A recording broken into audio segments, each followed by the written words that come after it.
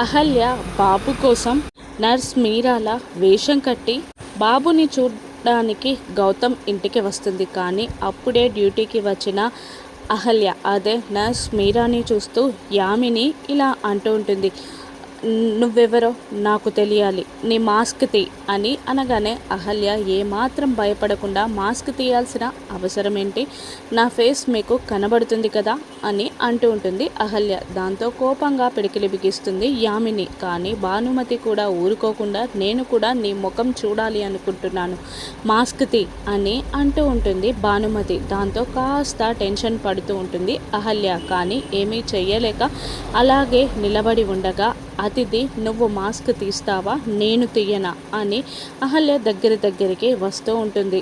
ఇక అహల్య వెనక్కి వెళ్ళాలని ట్రై చేస్తూ ఉంటుంది. కానీ ఇంతలోగా అహల్య దగ్గరికి చేరుకుంటుంది అతిథి. ఫస్ట్ అహల్య కళ్ళకున్న గ్లాసెస్ని తీసేయబోతూ ఉండగా తన చెయ్యిని అడ్డు పెట్టబోతూ ఉంటుంది అహల్య.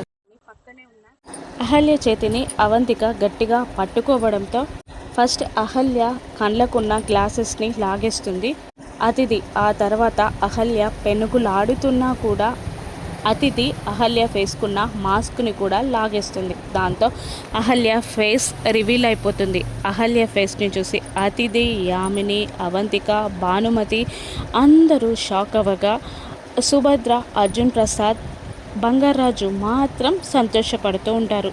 ఇప్పుడు అహల్యని ఏం చేస్తారు? ఇంట్లో ఉండమంటారా సుభద్ర, అర్జున్ ప్రసాద్? లేదంటే భానుమతి మళ్ళీ అహల్యని ఇంటి నుండి గెంటేస్తుందా? ఇప్పుడు అతిథి, యామిని ప్లాన్ ఏంటి? గౌతమ్ టైంకి ఇంటికి చేరతాడా? అహల్య ఇంటి నుండి వెళ్ళిపోకుండా అడ్డుకోగలడా? రాను ఎపిసోడ్స్లో చూద్దాం. Thank you for watching.